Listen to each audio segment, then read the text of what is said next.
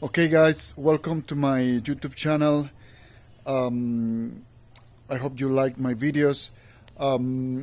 So I really like the video I did yesterday about socialism and the widening gap, which is an interesting theory. I have never seen it, but there might be other people talking about it and discussing on this subject. It's an important subject because it's like the global picture of historical cycles. However, that's a topic that is also not well researched and talked about because those are there's no very few books will touch this subject and very few scholars. This is a sensitive subject, so it's not on the mainstream academic thinking. But I'm really happy with that video because it came well. It had momentum and it means it worked. I posted it on my medium.com blog, and you can see that what I wrote. Sometimes I have in the YouTube videos, I place the in the description my medium.com blog link, so you can go and read what I said. Now, another subject that is more or less related to that, but not so much, is more related to the metaphysical empire subject that also is an article in Medium and where I want to post this video.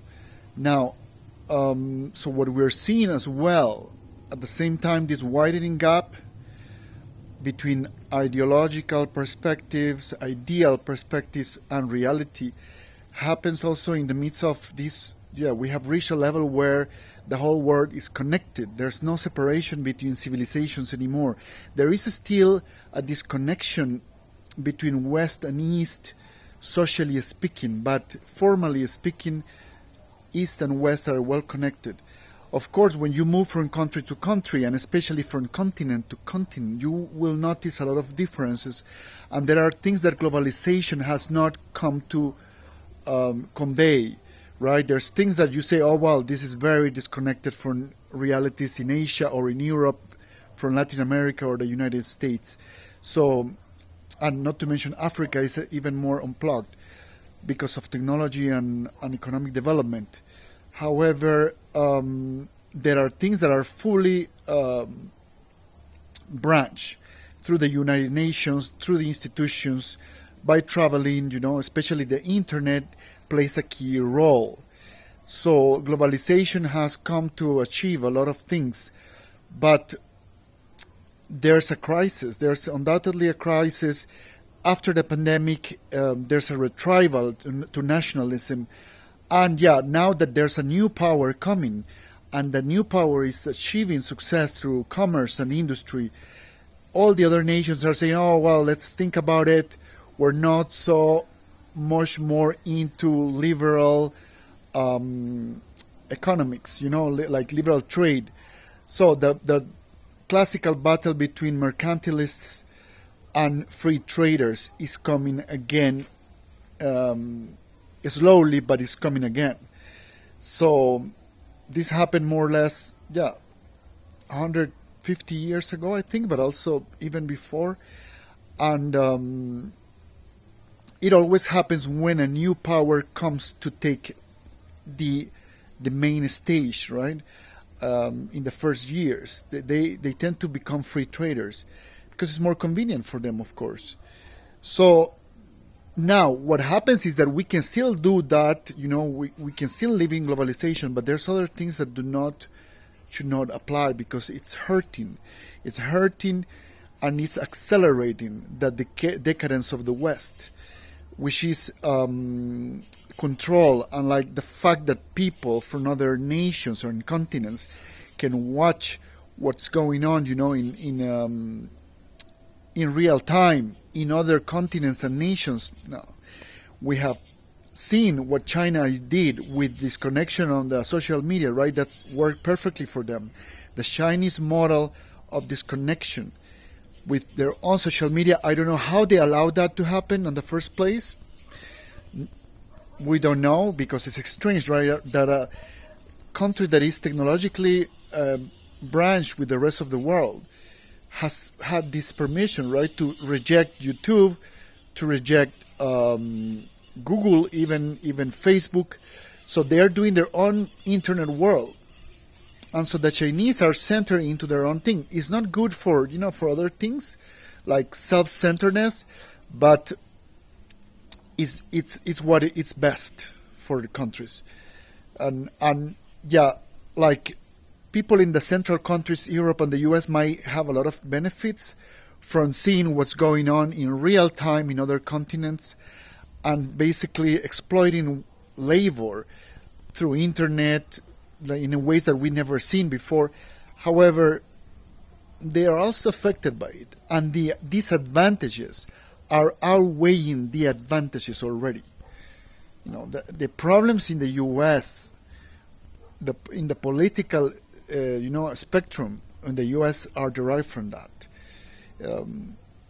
There is real-time incidents on what happens in one continent and the other, between Latin America and the U.S., between Europe and Latin America, Europe and Africa.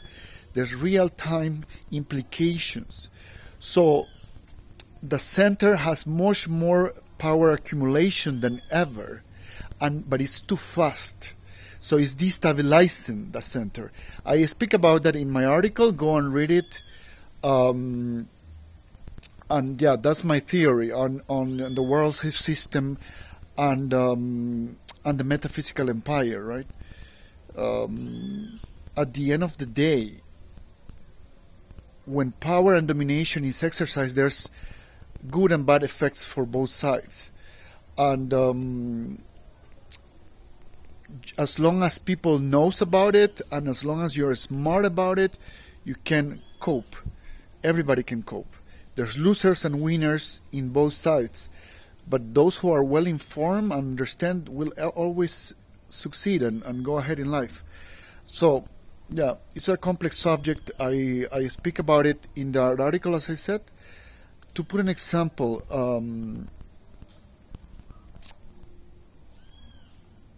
democracy is suffering a lot. But we've always knew, right? It's just getting critical because everybody's getting to know that the script is too preconceived prior to things happening. That you see the comments everywhere from, especially in the developed countries, in the Ogden nations, people is more aware that there's no democracy, and so there's a big concern about that. Basically, the fight between two sides is excluding everybody else. There's, the nationalist groups which have the monopoly on violence, basically, which rule, but they can only rule and survive, right? Because they could not survive. But if they rule and survive, they rule by using and controlling the liberal sectors, the sectors that they have bestowed private property and economic power to, so that they do, a facade of democracy. So these two sectors are fighting right now in a more radical way because both sides, let's say, are in crisis, but the whole system is getting to know about it. So crisis has always been there, right? The mere fight between the two sides is a crisis because that slows down development. And fine, nobody wants to go fast. Historical cycles tells us that nobody wants to go too fast. But that crisis is very visible for everybody else. So a lot more people knows the truth now. A lot more people knows how things work. And that is a crisis in itself. It's